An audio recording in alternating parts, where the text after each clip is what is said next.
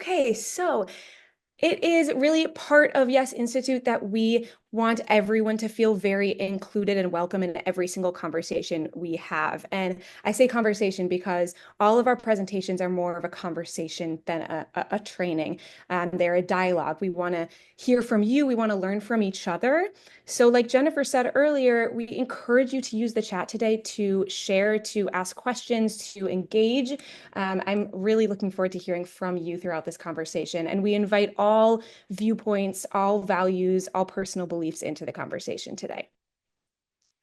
So, a little bit about what we're going to talk about today. We are going to go very briefly over neurodiversity and some definitions, some language and identification. We're going to talk about experiences of neurodiverse individuals and parents and families, a few best practices and resources. And like I said, we will have another session. So don't fret if you feel like we're missing some stuff. Oh, no, let's do this first. Okay, before we get any further, I want to define neurodiversity because I've thrown this word out there. So you may be joining and thinking, I'm not actually sure exactly what that means.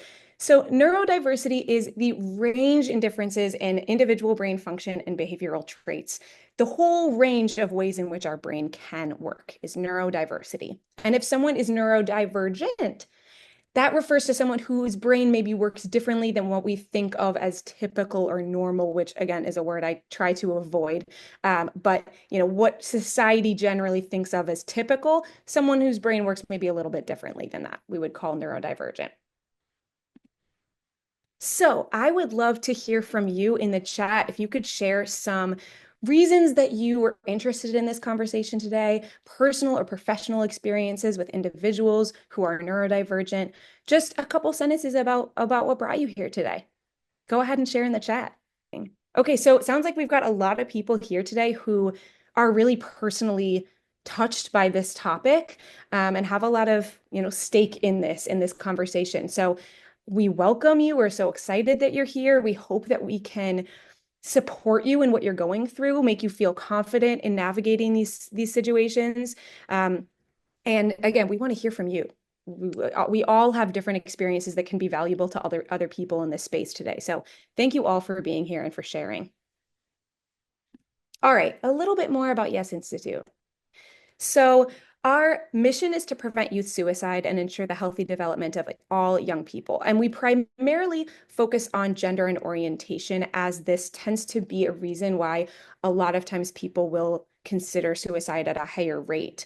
But the reason that we started getting really deeply into the conversation of neurodiversity is because of statistics like this, right? Autistic people are 8 times more likely to die by suicide than non-autistic people. So this is obviously very important to us. We look at not just youth who are LGBTQ, but any young person who is at risk of suicide. And clearly, this is a population that needs support. And so if we look at the intersection, especially, right, we really want to provide that additional support for our youth. And it sounds like that's a big motivation for a lot of you here today as well.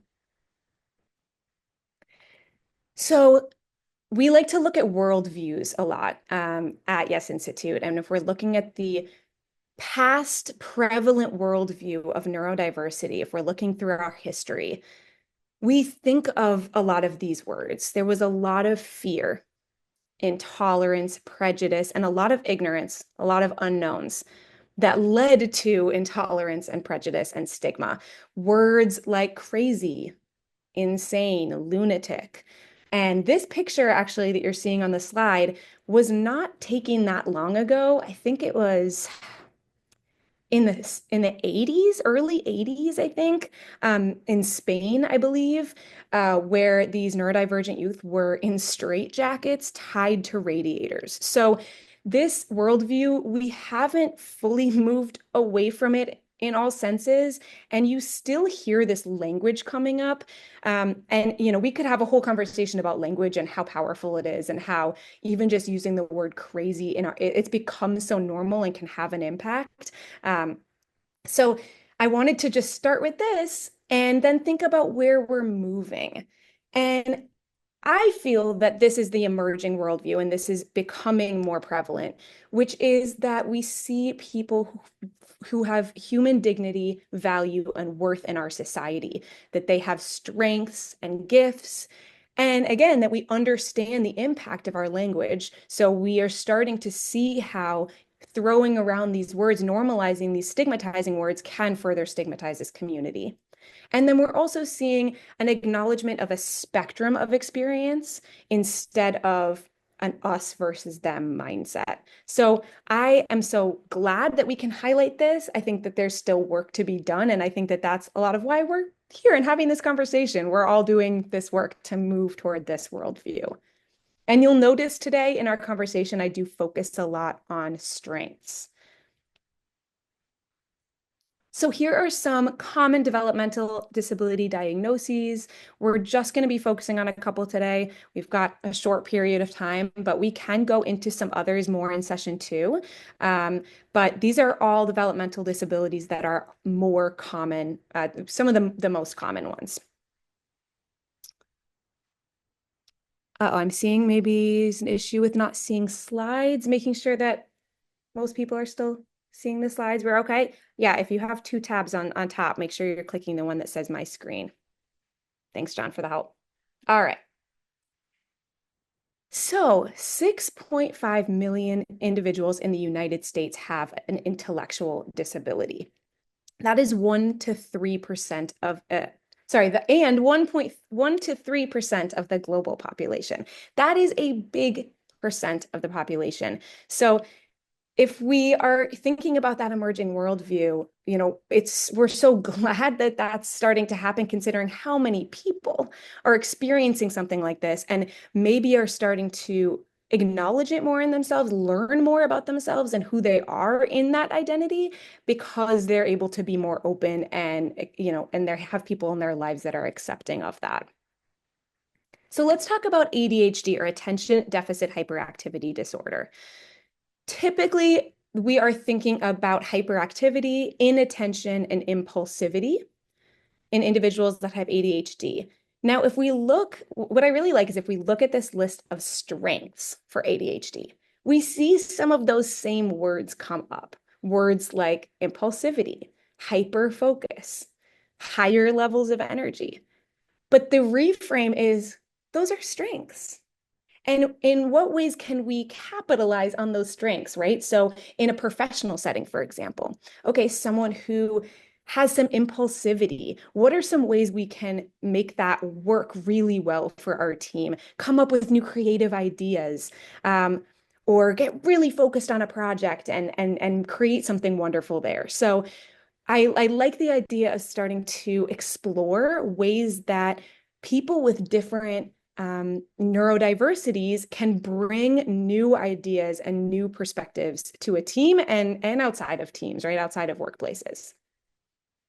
Are there any questions about ADHD? I know we're going super briefly over some of these.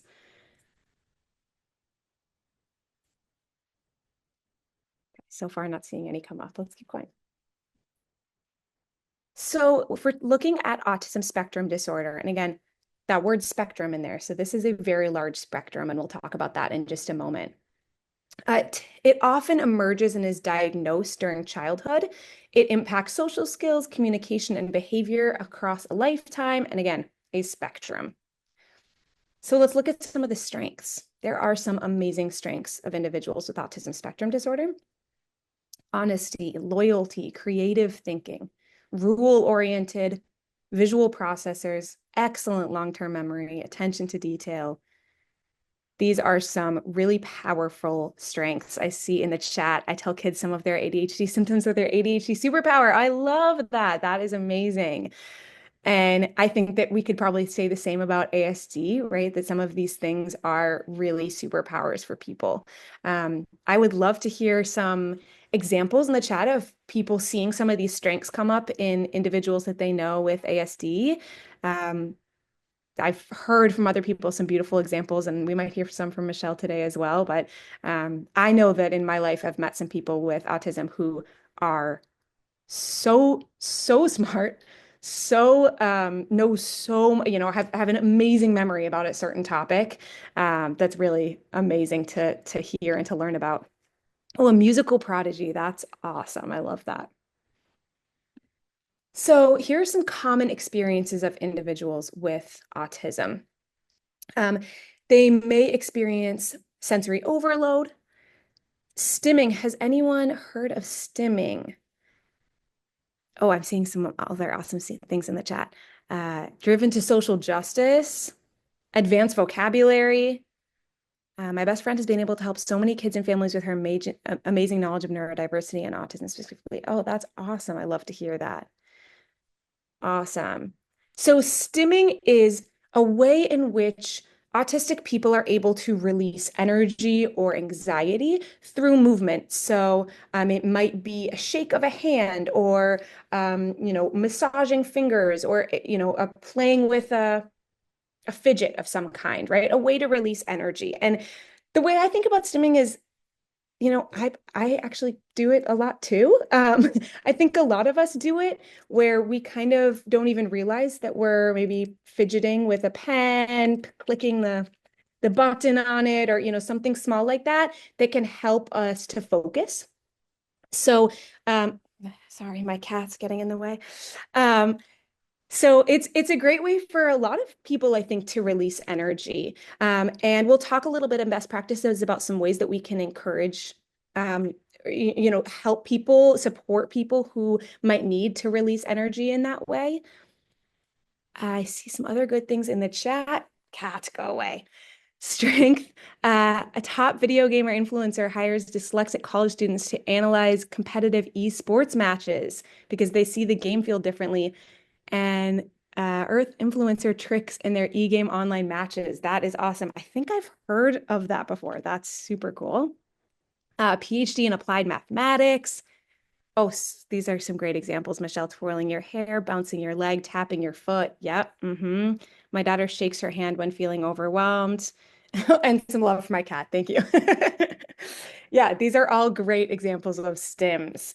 So, some of these tie into each other, right? If someone maybe doesn't have the access to to something to release their energy, they're feeling anxious, they feel like they can't release it, they may experience sensory overload. It may lead to a meltdown experience, or a burnout. Right. And so, again, in best practices, we'll talk about some ways that we can provide support in those moments. But there are ways that we can also give support before maybe that happens, to let other people know in our lives how to prepare, provide a lot of supports, for example, visual aids or really clear instructions on what's going to be going on, communication. There's a lot of ways that we can prepare someone so that they maybe don't get overwhelmed and lead to burnout, but we will talk more about those in best practices. Another experience is masking. And what that means is someone might act like they aren't neurodivergent, try to hide it, try to, again, I hate this word, but normalize their the way they're moving through the world to try to shield people from knowing that they are neurodivergent. And it can be really taxing on someone's mental health. It can cause meltdown or burnout in that active trying to constantly mask, the trying to constantly hide who someone truly is. So again, if we're providing a supportive space where someone is accepted and celebrated for who they are, it's much less likely that someone's going to feel the need to mask.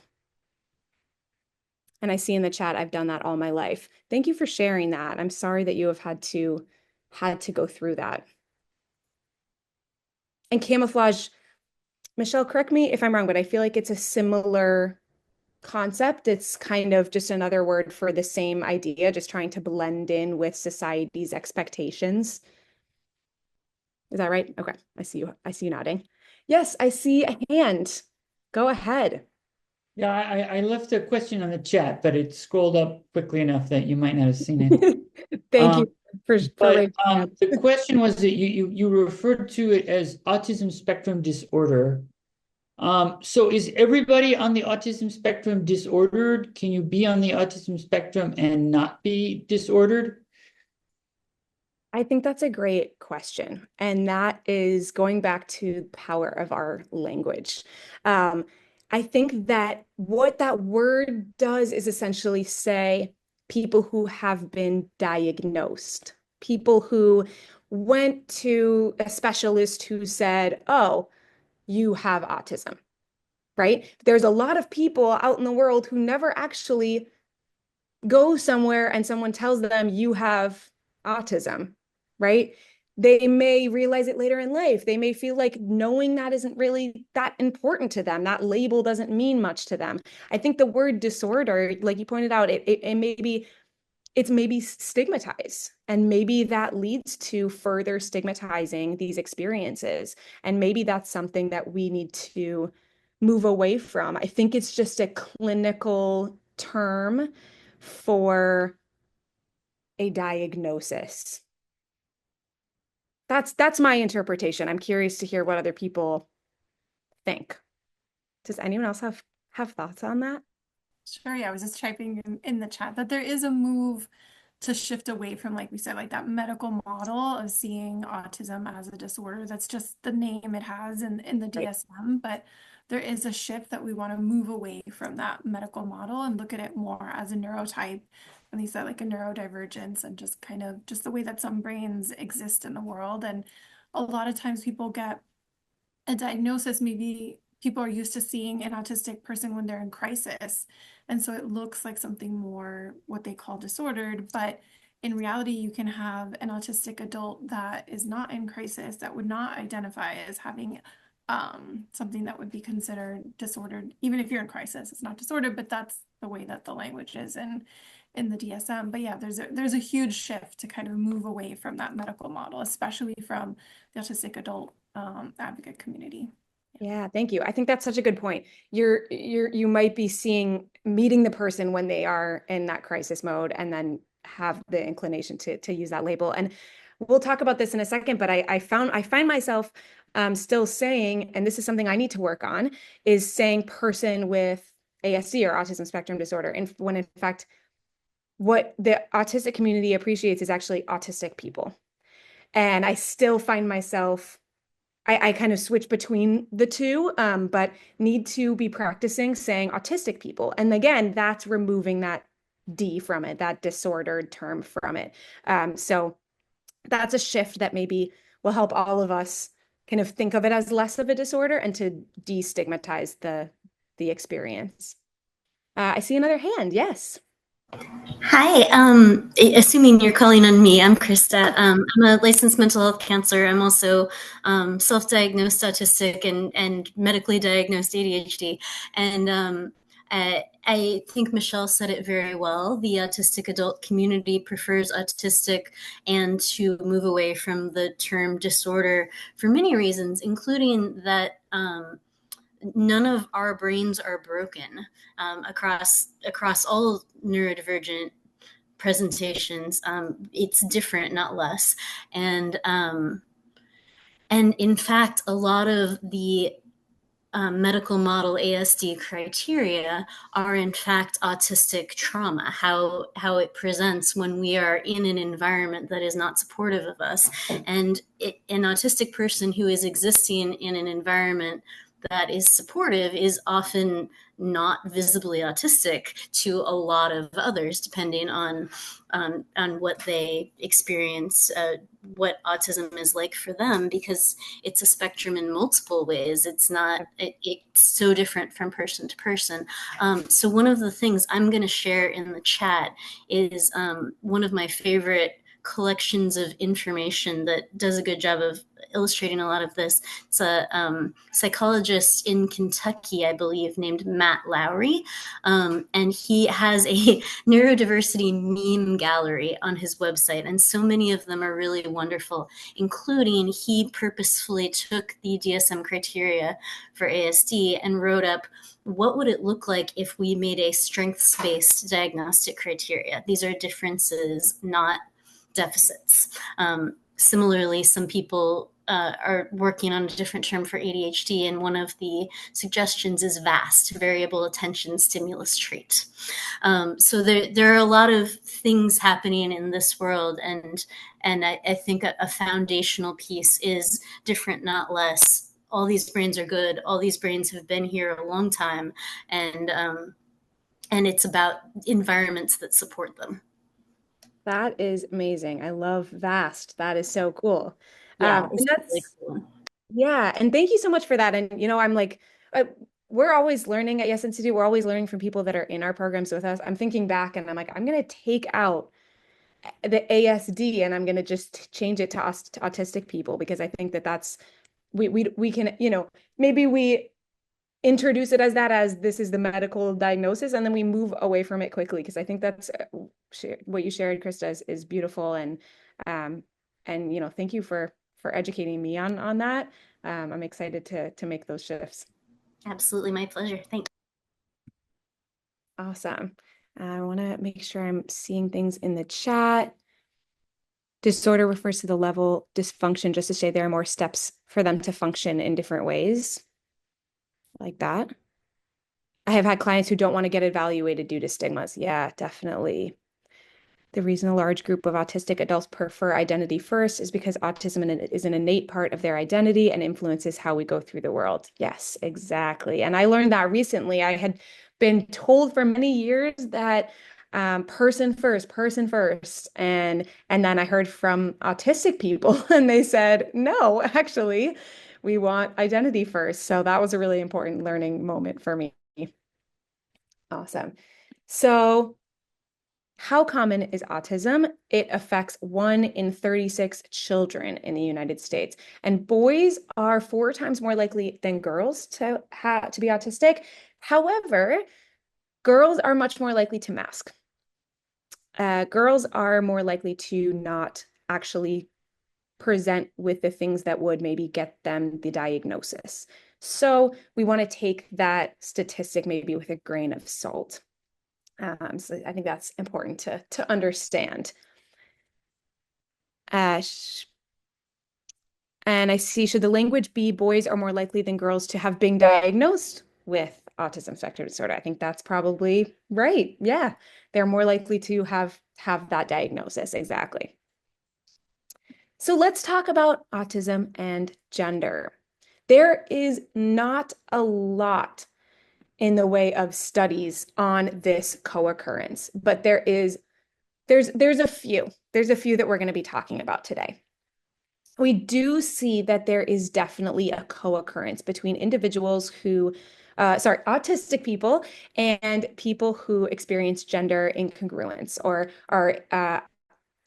are navigating gender identity beyond the binary. So you can see that autism diagnoses are more common among gender diverse individuals than among cisgender individuals. This does not mean that every autistic person is transgender or gender diverse, or that every person who's gender diverse is autistic. It's just a co-occurrence that we're seeing more of. And in reading some of those chat messages at the beginning, I can see that a lot of people here are experiencing that in their lives in some way. So let's explore it a little bit. There are some really great studies that have spoken to young people who have this co-occurrence, who experience gender diversity and also are autistic. And they have shared some really beautiful quotes. So I wanted to share those quotes with you all. So this study looks at how someone's autism impacts their experiences of gender and vice versa. So several people talked about sensory needs and the impact of that on their gender dysphoria. So this person says, it's probably enhanced it a bit because I get sensory overload quite easily. When all my sensory stuff is heightened, I notice my body a lot more, and I'm not able to take myself away from it and rationalize it.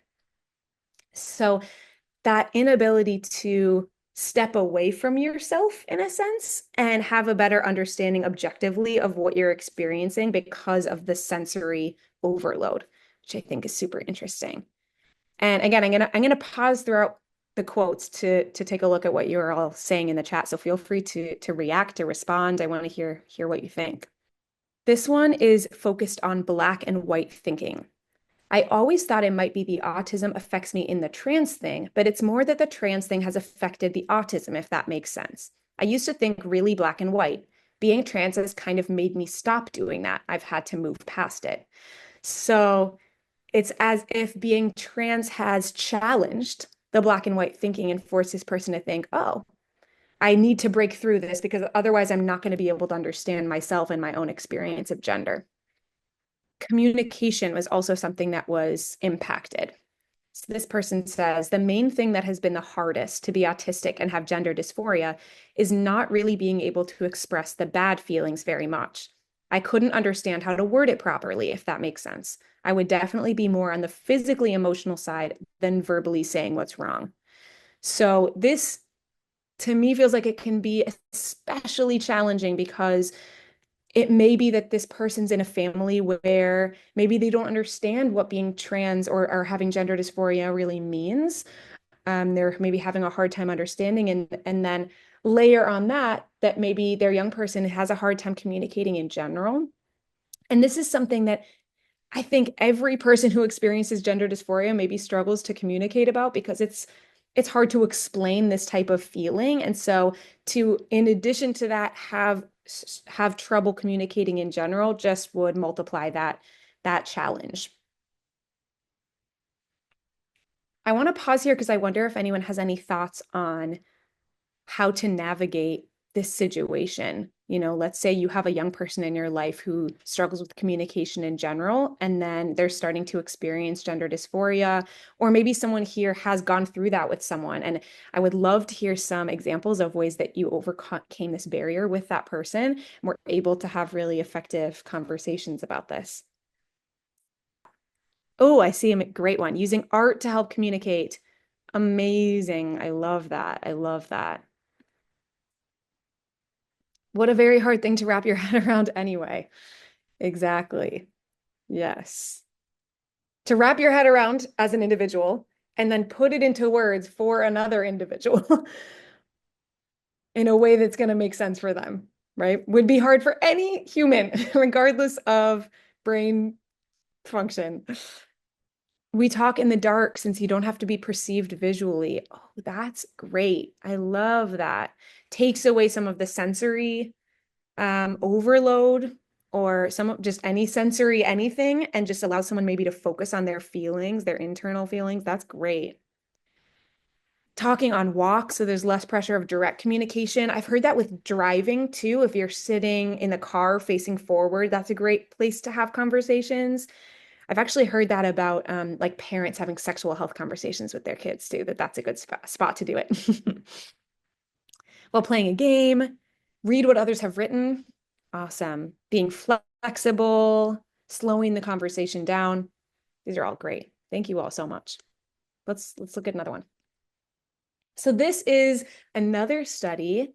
Again, young people experiencing both of these identities and some great quotes. So 32% of participants in this study indicated that their gender identity was questioned because they were autistic. So here are some quotes about that.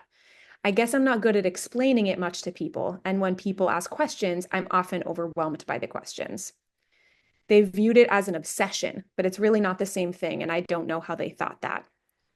I do occasionally worry that thinking I'm trans is going to be judged through the lens of probably some autistic thing against if people see me as autistic.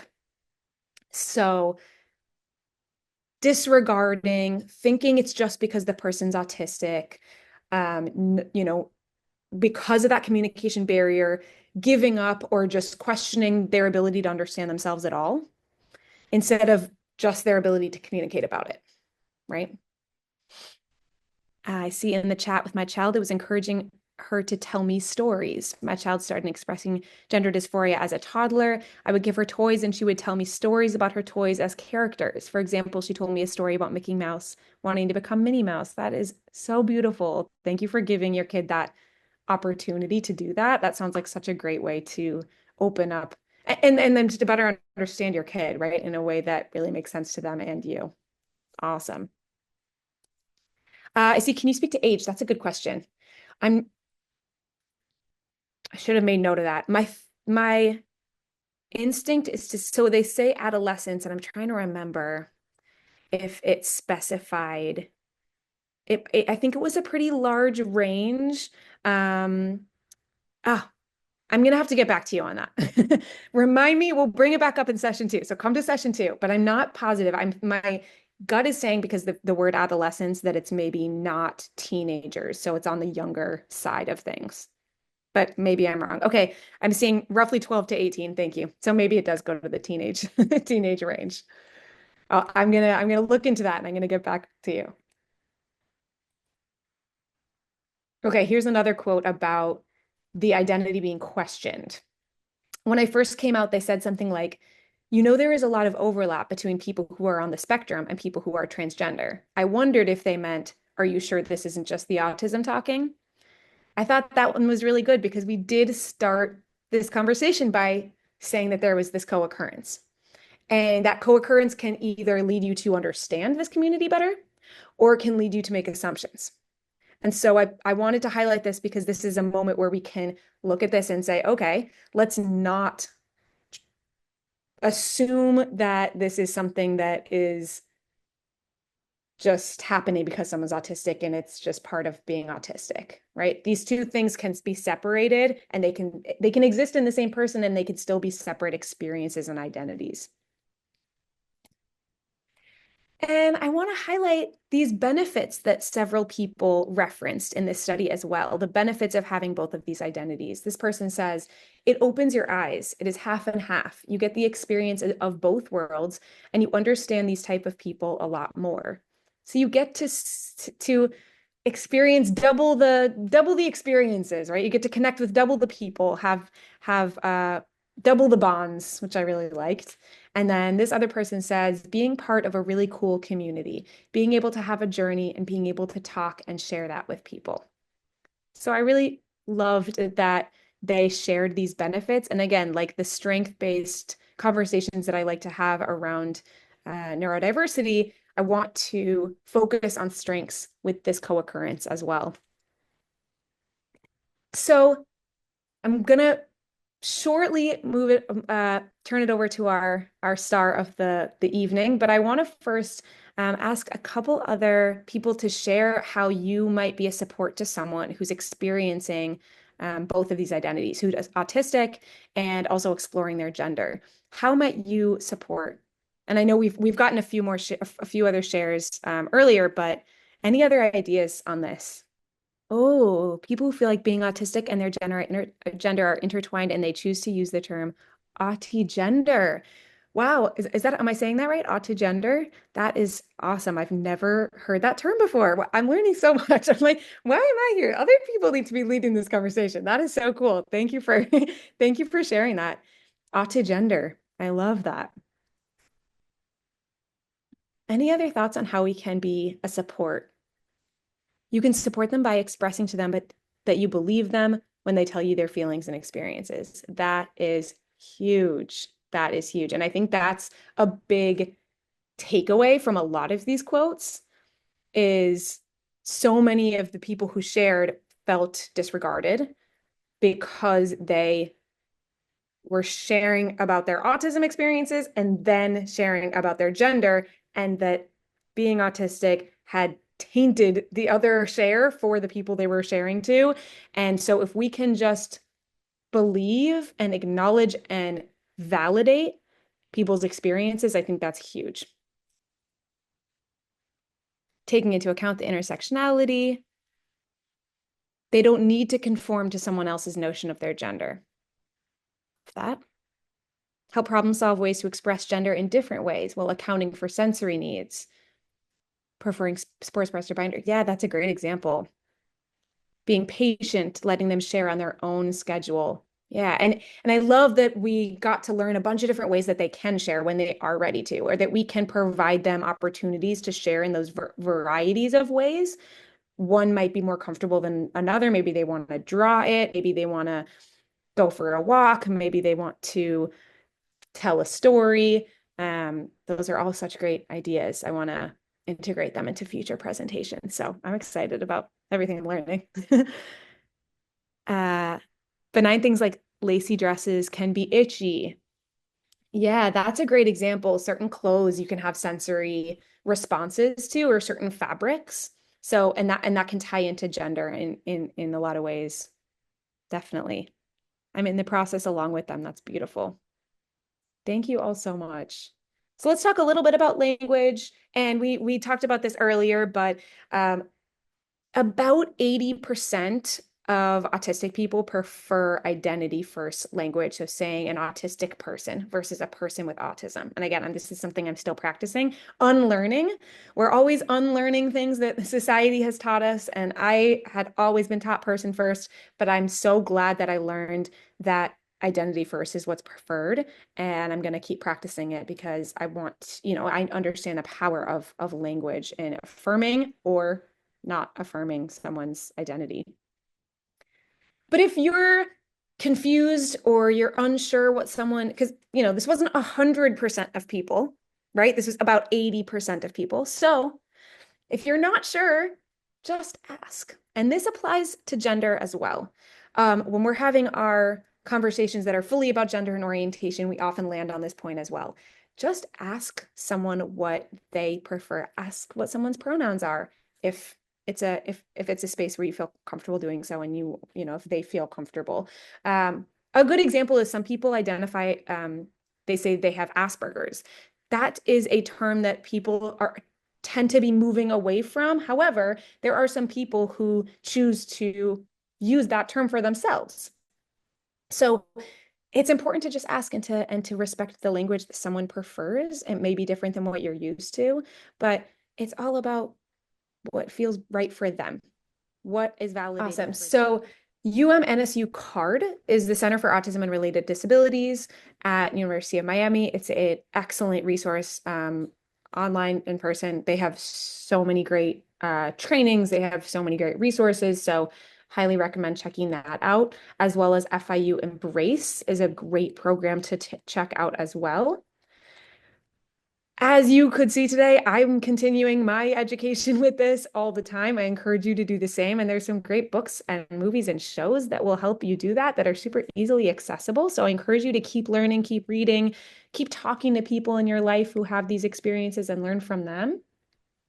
We'd also love to see you at our Yes Institute courses. We have a course on powerful communication for well-being that's coming up on April 26th. That is in person at Yes Institute. So if you're not in Miami, we've got some Zoom programs as well, such as Exploring Machismo and Communication Toolbox.